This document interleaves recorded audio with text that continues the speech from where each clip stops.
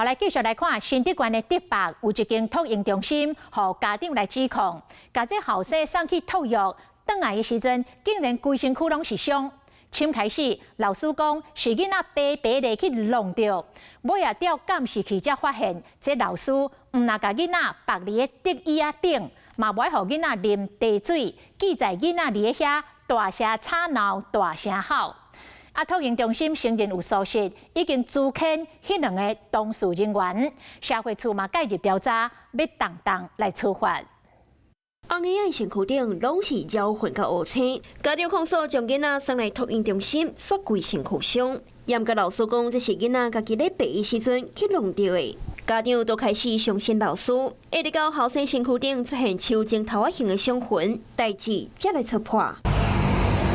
新竹县竹北这间贵族的托婴中心，每学期的注册费5万多块。严格家长控诉，囡仔到学校18天，到8天红绑伫椅仔顶，时间等来到7月初8，才拄送囡仔一摆，都红绑伫椅仔顶。囡仔无爽快，一直咧喊，老师煞拢结点点，又在引喷。过2点钟了后，老师才将囡仔抱起来。严格过无偌久，又搁将囡仔放对面床，限制行动。含过的是，家长佮控诉主任明明出入教室过6摆，却拢无当做一回事。其他老师嘛拢倒伫遐背手机啊，完全无咧要紧囡仔状况。为监视器画面来看，那家己的囡仔，其他囡仔若无乖，老师嘛威胁讲要甲因绑起来，无要互伊啉水，根本将椅仔当作刑具。让孩子坐在帮宝椅上的时间过长，而且没有有效的去照顾他。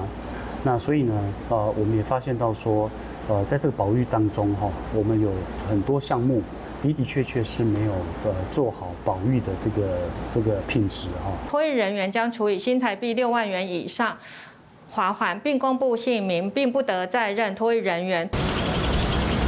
社会局接到通报，继续派人来调查。防指控的托婴中心承认管理有疏失，也将2个涉事的人员撕掉。社会处除了调监视器，嘛将会无预警来稽查，确保囡仔会当伫安全的环境顺利成长。Hello， 我是雷亚，想要抢而先掌握最及时的新闻资讯吗？赶快订阅、按赞、开启小铃铛，锁定华视新闻 YouTube 频道。